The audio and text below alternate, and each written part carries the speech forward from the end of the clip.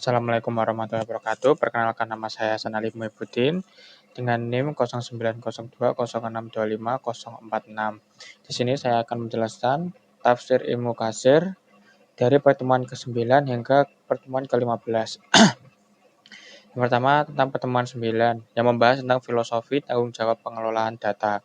Quran surat Luqman ayat 20 yang berbunyi Alam tarau annallaha sakhkhara lakum ma fis samawati wa ma fil ardi wa asbaqa alaikum ni'amahu dhahiratan wa batinah minan nasi mayyujadilu fillahi bighairi ilmi wala hudaw wala kitabin bimunir, yang artinya, tidakkah kamu memperhatikan bahwa Allah telah menundukkan apa yang ada di langit dan apa yang ada di bumi untuk kepentinganmu dan menyempurnakan nikmat-Nya untukmu lahir dan batin.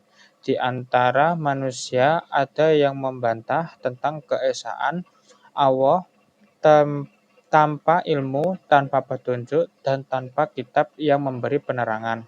Ringkasan tafsir Ibnu Katsirnya, Allah Subhanahu wa Ta'ala mengingatkan para hambanya akan limpahan nikmat yang telah Dia berikan kepada mereka di dunia dan di akhirat. Allah telah menundukkan bintang-bintang, matahari, dan bulan di langit, serta menciptakan lautan, sungai, hewan, dan tanaman di bumi untuk kemaslahatan manusia.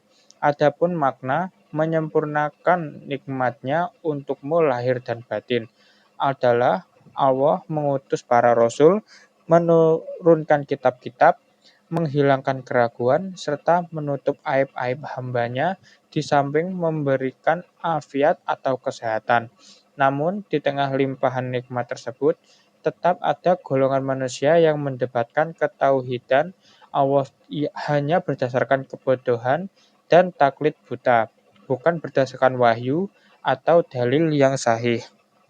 Pertemuan ke-10 membahas tentang integritas data dalam perspektif Islam. Quran surat Al-Infitar ayat 10-12 yang berbunyi wa inna alaikum lahafidin kiraman katibin ya'lamuna ma taf'alun, yang artinya, dan sesungguhnya bagi kamu ada malaikat-malaikat yang mengawasi pekerjaanmu, yang mulia di sisi Allah, dan yang mencatat perbuatanmu. Mereka mengetahui apa yang kamu kerjakan. Ringkasan tafsir Ibnu Katsirnya, melalui ayat ini Allah menegaskan bahwa manusia tidak dibiarkan begitu saja tanpa pengawasan. Allah mengutus para malaikat penjaga atau hafizin yang selalu menyertai manusia. Mereka bertugas mencatat seluruh amal perbuatan, baik yang kecil maupun yang besar, serta mengetahui apa yang dikerjakan manusia, baik secara terang-terangan maupun sembunyi-sembunyi.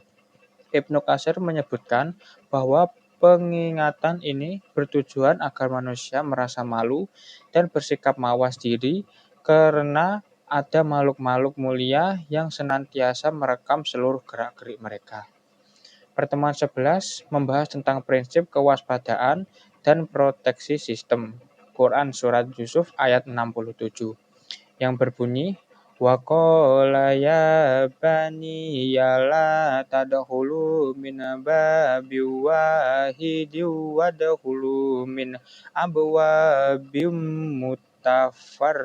mutafarriqah wa ma ugani anakum minallahi min syai'in inil hukmu illa lillahi alaihi tawakkal wa alaihi fal yatawakkalil mutawakkilun, yang artinya, dan dia Yakub berkata, wahai anak-anakku, janganlah kamu masuk dari satu pintu gerbang, dan masuklah dari pintu-pintu gerbang yang berbeda-beda. Namun demikian, aku tidak dapat mempertahankan kamu sedikit pun dari takdir Allah. Keputusan itu hanyalah bagi Allah. Kepadanya aku bertawakal dan kepadanya pula aku bertawakal orang-orang yang bertawakal. Dan kepadanya pula harus bertawakal orang-orang yang bertawakal. Ringkasan tafsir Ibnu Katsir, ayat ini mengisahkan nasihat Nabi Yakub alaihissalam kepada anak-anaknya ketika mereka hendak kembali ke Mesir. Beliau memerintahkan mereka untuk masuk lewat pintu gerbang yang berbeda-beda karena mengkhawatirkan keselamatan mereka dari penyakit ain atau pandangan mata yang membawa keburukan atau hasad. Mengingat anak-anak Nabi Yakub memiliki rupa yang tampan, fisik yang kuat, dan penampilan yang berwibawa. Meskipun memerintahkan ikhtiar tersebut, Nabi Yakub menegaskan bahwa ikhtiar manusia tidak dapat menolak dan mengubah ketetapan takdir Allah. Jika Allah telah menghendaki sesuatu terjadi, maka hal itu pasti terjadi, karena segala otoritas hukum dan keputusan mutlak hanyalah miliknya. Manusia wajib berikhtiar, namun akhir dari segalanya harus dipasrahkan melalui tawakal. Pertemuan ke-12 yang membahas tentang etika menjaga privasi dan rahasia data. Quran Surat An-Nahl ayat 125 yang berbunyi, Ud'u ila sabili rabbika bil hikmati wal mau'idatil hasanati wajadilhum bil lati hiya ahsanu inna rabbaka huwa a'lamu bimana dolla an sabilihi wa huwa a'lamu bil muhtadin, yang artinya seluruh manusia kepada jalan Tuhanmu dengan hikmah dan pengajaran yang baik, dan berdebatlah dengan mereka dengan cara yang baik. Sesungguhnya Tuhanmu dialah yang lebih mengetahui siapa yang sesat dari jalannya, dan dialah yang lebih mengetahui siapa yang mendapat petunjuk. Ringkasan tafsir Ibnu Katsirnya, Allah Subhanahu wa Ta'ala memerintahkan Rasul-Nya beserta para pengikutnya untuk mengajak umat manusia menuju jalan Allah atau Islam menggunakan metode-metode yang tepat. Hikmah diartikan sebagai penyampaian argumen yang jelas berdasarkan Al-Quran dan Sunnah. Al-Mau'izah Al-Hasanah artinya memberikan nasihat, peringatan, serta larangan dengan cara yang menyentuh hati agar manusia menjauhi larangan Allah. Jika diperlukan diskusi atau perdebatan, maka harus dilakukan dengan cara yang lemah lembut, santun, dan penuh kasih sayang, atau tidak dengan kekerasan atau celaan. Pada akhirnya, tugas manusia hanyalah menyampaikan dengan cara terbaik, karena hidayah sejati berada di tangan Allah.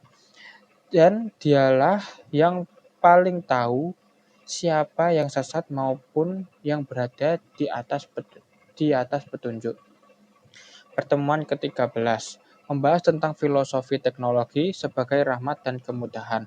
Quran Surat Al-Insyirah ayat 5-6 yang berbunyi, Fa inna ma'al usri yusra, inna ma'al usri yusra, yang artinya karena sesungguhnya beserta kesulitan itu ada kemudahan. Sesungguhnya beserta kesulitan itu ada kemudahan. Ringkasan tafsir Ibnu Katsirnya, Allah Subhanahu wa Ta'ala mengabarkan sebuah kepastian yang besar bahwa di balik setiap kesempitan atau kesulitan yang dihadapi oleh manusia, Allah pasti akan mendatangkan kelapangan dan kemudahan. Pengulangan ayat ini, ayat ke-5 dan ke-6, berfungsi sebagai penguat atau taukid.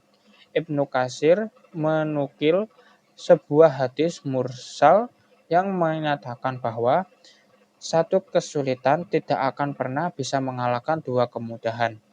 Hal ini dikarenakan kata al-us atau kesulitan menggunakan makrifat atau bentuk tunggal yang sama, sedangkan yusron atau kemudahan menggunakan bentuk nakiroh sehingga bermakna umum dan berlipat ganda. Ayat ini memberikan jaminan bahwa ujian seberat apapun pasti akan diiringi oleh jalan keluar dari Allah. Pertemuan ke-14 membahas tentang pemanfaatan potensi digital untuk kemaslahatan umat. Quran Surat Al-Jasiyah ayat 13 yang berbunyi wasakhara lakum ma fis samawati wa ma fil ardi jami'an minhu inna fi dzalika laayatil liqaumi yatafakkarun, yang artinya dan dia menunjukkan apa yang ada di langit dan apa yang ada di bumi untukmu semuanya sebagai rahmat darinya. Sesungguhnya pada yang demikian itu benar-benar terdapat tanda-tanda kebesaran Allah bagi orang-orang yang berpikir. Ringkasan tafsir Ibnu Katsirnya, ayat ini menegaskan kembali kemurahan Allah yang telah menundukkan seluruh makhluknya di langit seperti matahari, bulan, bintang, awan, dan hujan, serta di bumi seperti gunung, lautan, hewan, tumbuhan, dan mineral, demi menopang hajat dan kehidupan manusia. Kalimat jami'an minhu atau semuanya darinya menunjukkan bahwa segala fasilitas dan kenikmatan tersebut murni bersumber dari ciptaan, anugerah, dan kebaikan Allah, serta bukan karena hasil sekutu lain. Keteraturan dan penundukan alam semesta ini menjadi dalil serta tanda kekuasaannya yang sangat jelas bagi orang-orang yang mau merenungkan serta memikirkan tanda-tanda kebesaran pencipta mereka. Pertemuan terakhir, pertemuan ke-15, membahas tentang integritas dan kejujuran dalam publikasi karya. Quran Surat Al-Ahzab ayat 70 yang berbunyi, Ya ayyuhalladzina amanu attaqwaha wa qulu qaulana sadida, yang artinya, wahai orang-orang yang beriman, bertakwalah kamu kepada Allah dan ucapkanlah perkataan yang benar. Ringkasan tafsir Ibnu Katsirnya, Allah Subhanahu wa taala memerintahkan hamba-hambanya yang beriman untuk senantiasa bertakwa kepadanya, yaitu dengan beribadah kepada Allah seakan-akan melihatnya, menjauhi maksiat, serta konsisten mengucapkan khaulan sadida. Makna khaulan sadida adalah perkataan yang jujur, lempeng, benar, tidak berbelit-belit, dan tidak mengandung kedustaan. Allah menjanjikan bahwa barang siapa yang menjaga ketakwaan dan kejujuran lisannya, maka Allah akan memperbaiki seluruh amal perbuatannya di dunia, memberi taufik untuk melakukan kebaikan, serta mengampuni dosa-dosa yang telah lalu di akhirat kelak.